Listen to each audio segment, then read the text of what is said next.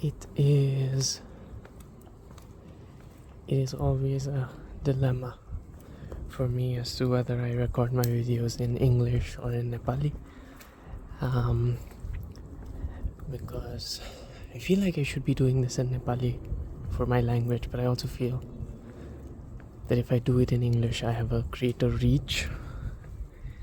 So maybe I'll do two videos, where in one I speak in Nepali and in the other one I speak in English. But right now, as I'm walking through this very beautiful old city, I think I'm gonna do something that I've wanted to do since a long time ago, which is, I think I checked very recently, and turns out it was September 14th of 2021 that Norm MacDonald passed away. And at first, when the news came out that he had passed away, it was very sad for me. And it hit me in a way because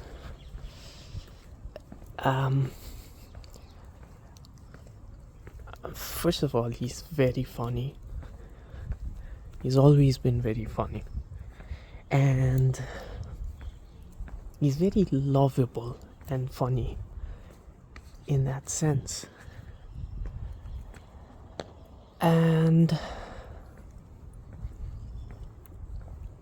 But the thing is, he's also been funny in a way that not everyone gets it. So someone may find his humor distasteful, but it never seemed to be something that was coming out of sort of a bitter heart. It was never that. It was honest, kind, stinging, yes, maybe, but honest and kind humor. And what he also signifies to me is a guy who kind of went anti-establishment, which is another part of him that resonates with me a lot, which is with the entire O.J. Simpson thing. What he did was kind of going anti-establishment, and it's one of those stories where someone goes anti-establishment and his entire career is ruined. Which, I mean, I don't know. I'm not gonna say if it's right or wrong, because people who play by the rules to achieve what they want to achieve, I'm sometimes tempted to say that is bad, but it's not, to be honest. But again, I don't know. Turning a blind eye to something that might be bad just for you to grow. I don't know, but whatever be the case,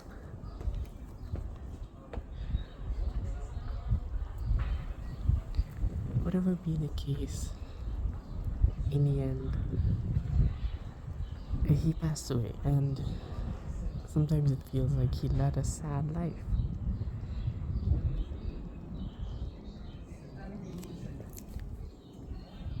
And I mean, not sad as in sad.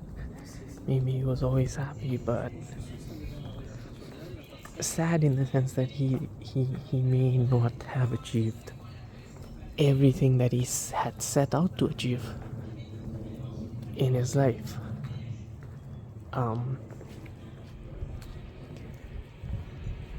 And in a lot of ways,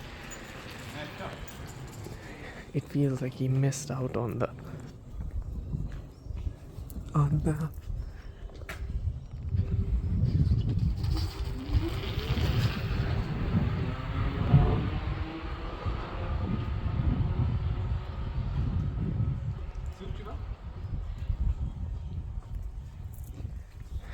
on the spotlight that he deserved. And also, sadly, he passed away from, I think, cancer.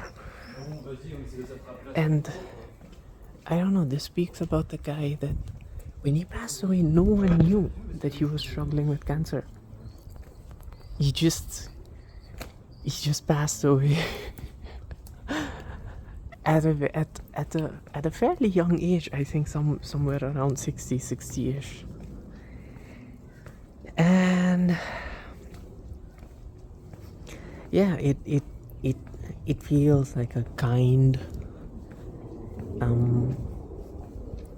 soul whose feelings may not completely resonate with what the majority of the society think. I'm not even going to say a narrative. I'm not even going to make this too negative, but it's just a person whose opinions did not completely resonate with a portion of the society, but since they happen to be in charge, his career was kind of, it never got to the level that you would wish it had. And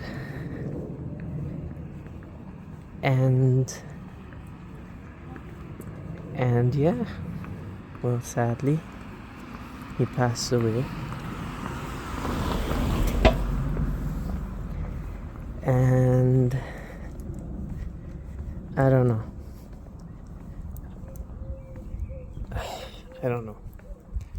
Well, in a way, it makes like 1% of my fear for death go away, because I feel like on the other side I'm still gonna be able to find new bits by Norm Macdonald, and I'm gonna be able to laugh on the other side. This is another story entirely, but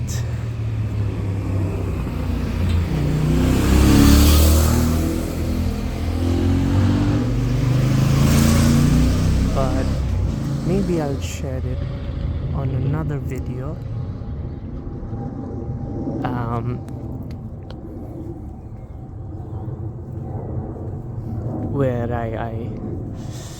Where I talk about what I talk about now.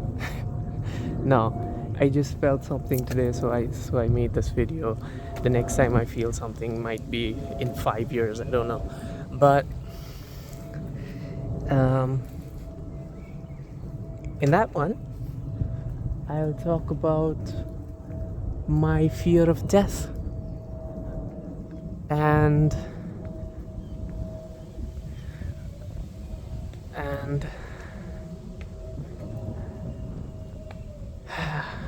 I don't know. I'm not even gonna say how I overcame it, because I don't think I have. I think it's just buried for now. I don't know. But this is a beautiful day. A beautiful evening, actually, because it's 7:51 p.m. And if this is a bit weird, because in Nepal, I don't know, would you ever have any day, would you have any day in the year where 7:51 p.m. looks like this? Perhaps not. But I'm gonna end this video right here.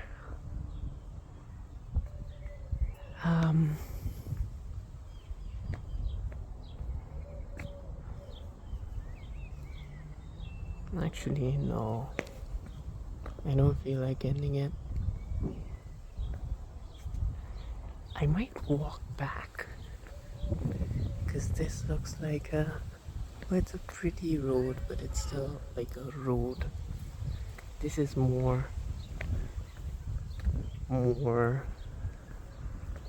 the old town village ish thing. So I'm gonna talk about my fear for death. No. Alright, I'm gonna talk about my fear for death. So when I was a little boy, I should say ever since I was a little boy, I have been fearful of the idea of death. Which I don't know if it's the case with everyone, but I've been like not fearful, I've been frightened. And I use that word because of the level of anxiety that I used to have with the idea of death, with the idea of not being this person anymore, of not knowing. It's not knowing, it is not knowing what's gonna happen after that. It's almost like this attachment to this identity of yourself, which, well, based on the knowledge that we have till now, will cease to exist the day I die. But for me, it wasn't just the day I die. It was also when I went to sleep, because I didn't know at which exact point I was gonna go into sleep. And when I go to bed at night, I wouldn't know when I am waking up tomorrow. So sleep, ever since I was a little child, has been this mini death to me. And that has been scary. And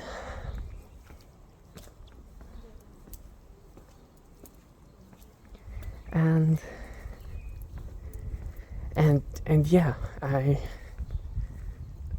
remember when I used to go to sleep, I still have that visual in my head, in my mind, in my memory, where I asked my mother, Mamu. I didn't ask her, I just told her that I'm scared. And she said, why? And I couldn't say why. I mean, I knew, but it was too weird for me to say it as a child who was in 5th or 6th grade. And so I didn't tell her.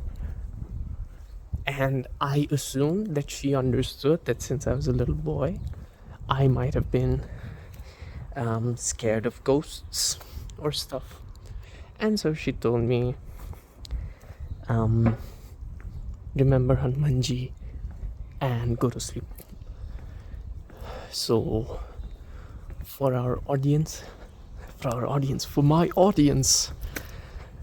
who are not from the Eastern civilization, it's not entirely Eastern, it's Hindu civilization, but it's my first video and I'm already scared that if I say Hindu, I'm gonna alienate my base. Well, I hope I'm not alienating anyone, because it's okay, whatever you choose, I don't care.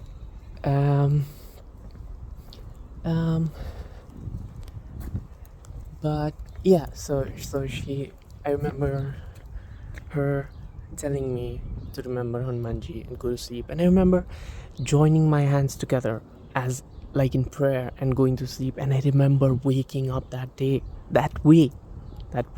waking up that way, which is crazy, because that is how scared I was. And And as I grew older, with time, that fear, it wasn't ever present, but it would come up at times, like a bad anxiety attack, like a very bad panic attack. And it would come back. Like, for example, I remember once in the evening, as my parents were watching TV, I was sitting right next to them, and this was on a channel in the TV where they had a program about earthquakes, since Nepal is so prone to earthquakes. And as soon as I saw that, I had this massive panic attack, which at the time I didn't know that it was panic attack. It was just this incredible fear, this frightened feeling and restlessness as to what am I gonna do? What am I gonna do? And well, yeah, it used to show up in moments like those. And then other times I used to forget it, and then with time it followed kind of the same pattern. It would show up, and then I would forget about it for some time, and then it would show up again. I remember one of the times when it showed up being in when I was in an English class in my first year in engineering. We used to have a class on English that was more about like writing project proposals in that English in that sense, and literature. I don't know why we had literature in engineering now. I don't know. But yes, so I was also looking for this place. I was unable to find it, but anyway, so yeah, we had the class, and he I don't know how it came up, but this came up, and he told us about a conversation he had with his mother, where his mother was scared of dying, and then he told his mother, "Don't worry about it," and then and then his mother told him that, I mean, it's easy for you to say to not worry about it because you're young right now, but me, I'm too close to it to not worry about it. And I remember having that same panic attack in the classroom again, because that was true, but the only difference was that for me, I had that fear since I was in 5th grade or something. And for me, being someone from kind of, again, the Eastern civilization, I used to listen to a lot of Osho speeches, and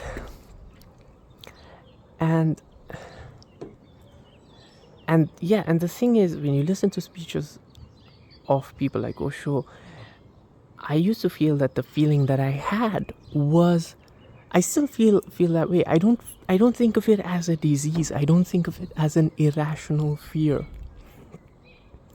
I think of it as, I don't know how this word popped up in my head, but it's so the word that just popped up in my head is Brahma Jigyasa, which is not a word I use often. It's a word I've rarely read once or twice. But anyway, Brahma Jigyasa, I don't even know exactly what it means. It's like this. It's like the ultimate question. Is that what that means? I don't know. But anyway, that's how I used to see it. I mean, it's crazy. It's an irrational fear for someone like me to have, especially at the ages when I was in 5th grade or when I was in the first year of engineering. It feels like it's an irrational fear to have at that time. But I did. And I used to think of it as, I don't know, I saw it as like a sign of spiritual maturity that I had carried over from my past lives, which maybe this is one last question that's remaining to be solved. Whatever be the case, I lived with that anxiety, that fear. in hopes that this was a sign of something great that I would maybe one day solve, and that solution would not be from, I don't know, medication or something that was temporary. That would be a solution that that would kind of be a more fulfilling solution, a more spiritually sound, a higher level of answer, if that makes sense.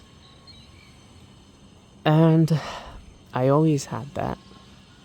And then at a point in time in my life, I still had this, I think till that point I still had this idea of a god. And then something happened, something stupid. and what happened is, like, I don't know, everything came crashing. I felt like, wow, God really isn't there. Like, there's no one listening. And there's no one listening. I just had a series of events that led me to that conclusion. But yeah, when that series of event kind of occurred, it was like a bunch of dominoes that got tipped, and then they went on falling, and then, wow, no one's listening. Wow, there's no one out there. Wow, there's no God. Wow, there's no other life. Holy shit, this is the only thing that there is. And then that fear of death came back again, but this time it was really big, because this time I was kind of convinced that, wow, there's nothing on the other side, and this is all there is. So, I mean, it's still scary that if this is all there is, I mean, yeah, there's always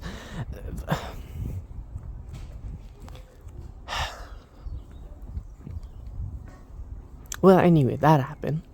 and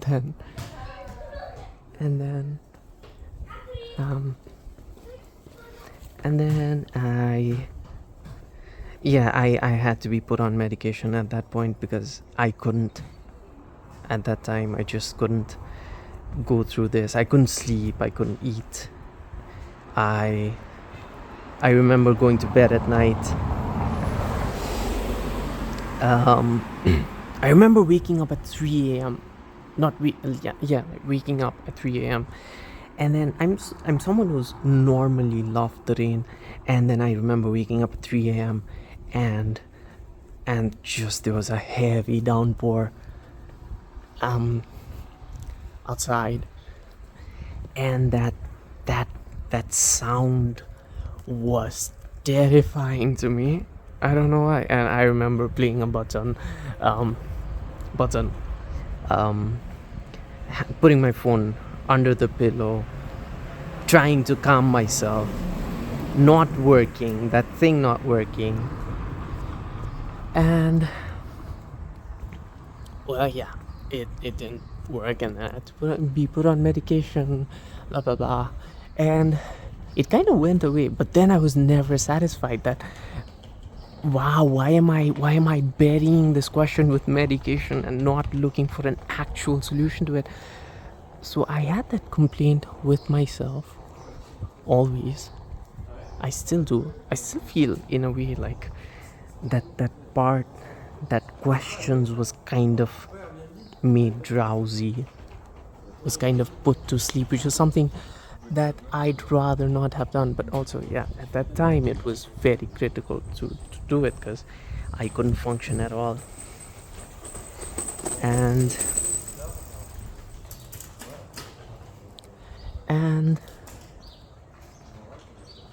eventually, with time,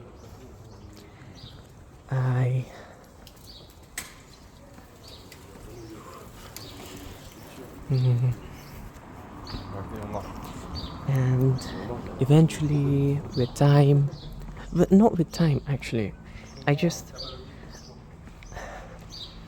once that idea, that paradigm had, I don't know, in my head proven to be futile, I I I constructed this whole other elaborate idea in my head. That, so the first thing was, I think that was something I borrowed from Osho again, which is, a man who has lived completely is not afraid to die. So that was one. So yeah, let's live completely. I mean, yeah, I just travel everywhere, do everything, but that's not really. I mean, it's fun to do. It's fun to live that life, I would imagine, because I've not done all of it. But I mean, it's never going to be complete. Let's just say, like Elon's idea of going to Mars and dying on Mars, it might never be true. So in that sense, you will never have a life completely lived, because even now, if I say I want to, okay, my life will only be completely lived, I will only have lived it fully if I die in Neptune. It's never gonna happen. So, but still, I mean, yeah, I get the idea of a person who's lived completely is not afraid to die. And this other idea that I made up for myself is, I just, one day I put myself in the position where I would be dying. So let's say I'm, I don't know, 50, 59. That's too young. I hope I don't die at 59. That's too young. I don't know, 69. That's so stupid. Let's say I'm dying at 69. In that case, I would, I don't know. I just put myself in that position, and I imagine, well, if I'm 69, first of all,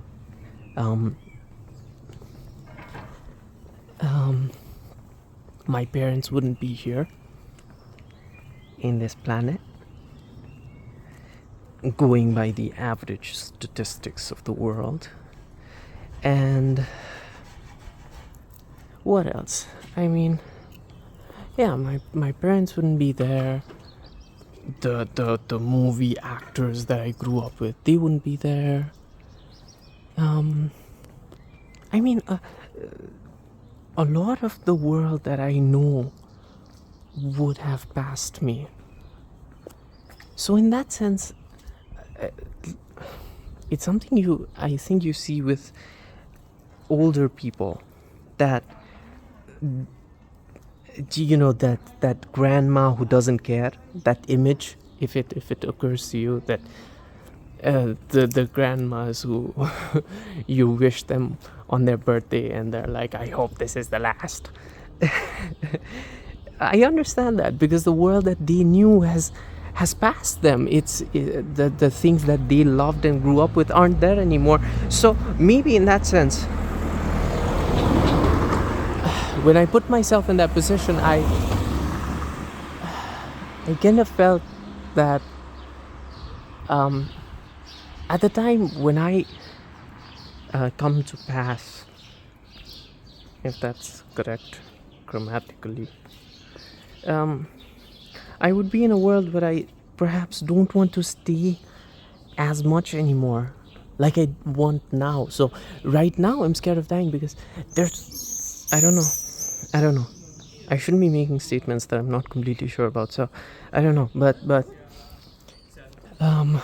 that was the idea, at least. And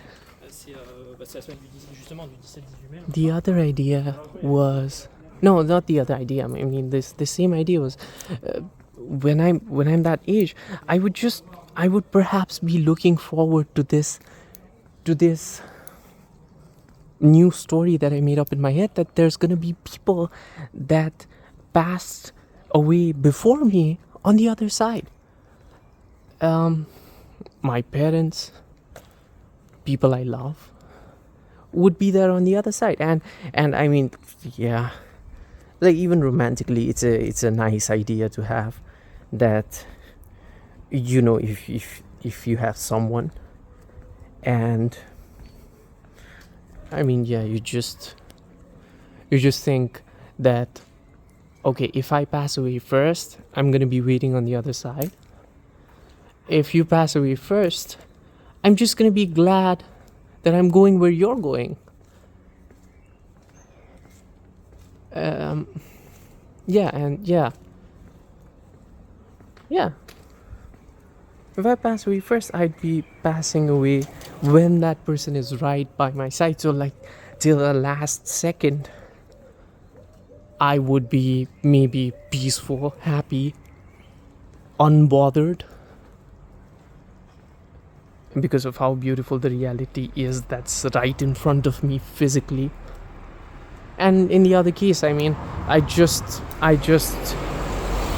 be living this idea. I mean, it could be a lie, but this lie that comforts me that there would be someone on the other side. And I know this is some romantic bullshit, but still, I mean, even if I get rid of this romantic bullshit, it's still calming, with the idea that the world that I knew that isn't here anymore, maybe it's there on the other side, and then I will be joining them. So maybe it's easier that way. And yeah, the reason that I brought this up right after the first thing that I said is because for now I'm fortunate enough that I have my parents, I have my loved ones in this world with me. But every time someone passes away, as sad as it is, it's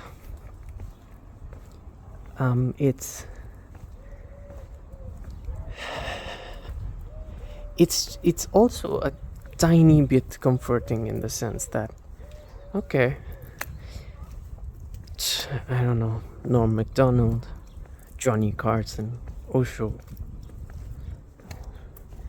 who else? I mean, I don't want to just name these three people, because I have so many people that I'm influenced by, and whose work I love. I watch these roasts, but from the 70s and 80s. Don Rickles. I know I'm only naming TV personalities. I should name someone else. Well, even though I'm not able to remember someone's name, there are a lot of people, and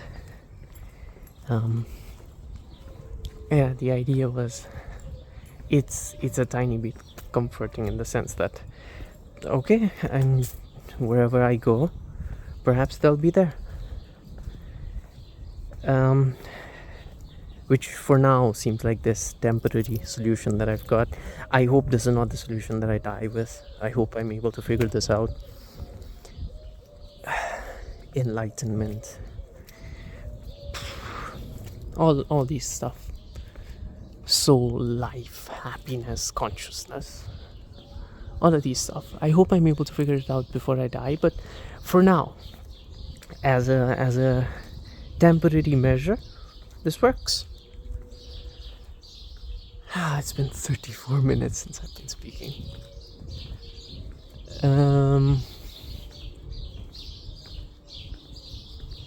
Yeah. Well, that's it. And I should be ending this video now, but I don't feel like it. I wish I was able to get this through this video. It smells very good. This place is very beautiful. It's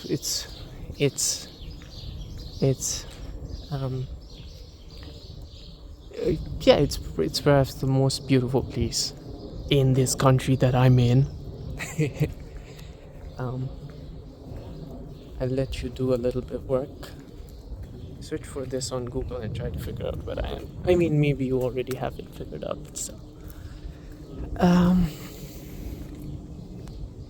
It's very beautiful. It's very peaceful.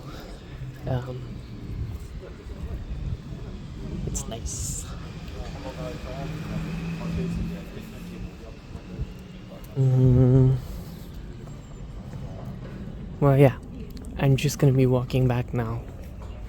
So if you don't wanna, I don't think I'll be saying something super special. So if you wanna stop watching.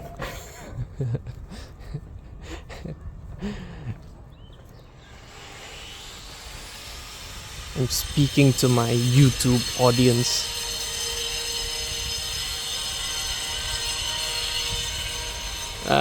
It feels so cheap as soon as I said that. It feels so cheap. But I don't know. I'm not gonna be so hard on myself. I shared this. Well, I shared this not to be famous again. I shared this because I don't know. Recently, I'm 26, but recently I've had this. It's not even a midlife crisis, but I've just had this deep feeling within me that, wow, I'm getting old, something like that, and I created some stuff in my life, and I just feel like I'm just gonna leave this here, so that if at any point this is of any use to anyone, it would have kind of served its purpose. So, well, that's the reason why. And yeah, I didn't make this to be YouTube famous or any of that. I'm just slowly, with time, I'm gonna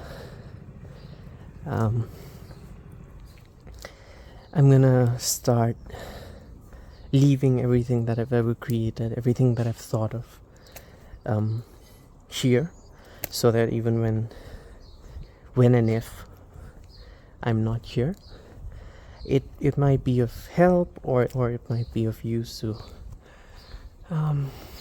someone else.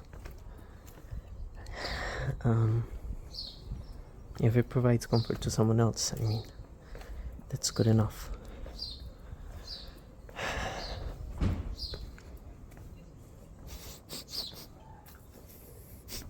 It really smells beautiful. The plants.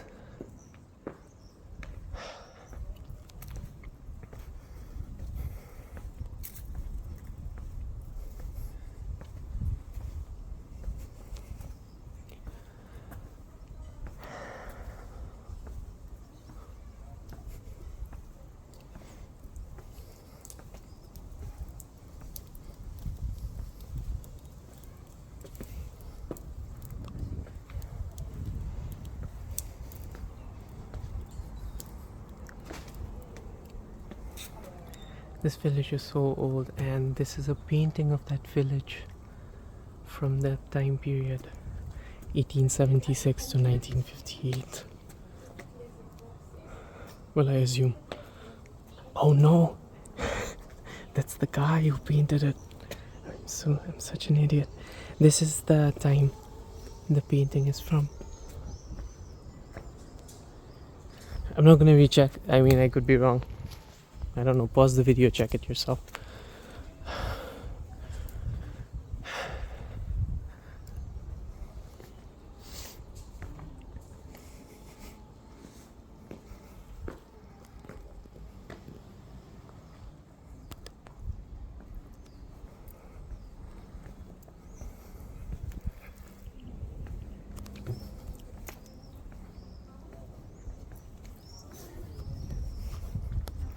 I remember that.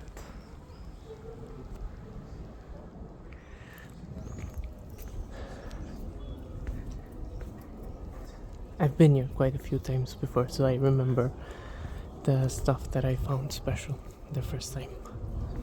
Well, not the first time, but from the previous times that I was here.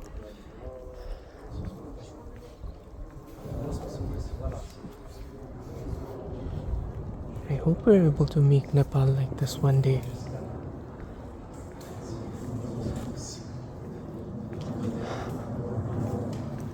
I hope. Well, I'm not just gonna hope, I'm gonna try to work for it, but still.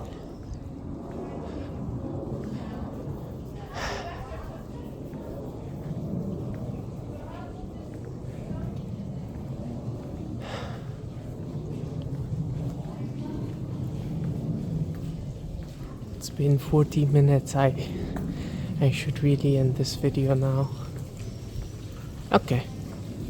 That's a nice place to end the video. I'm gonna end it with the fountain.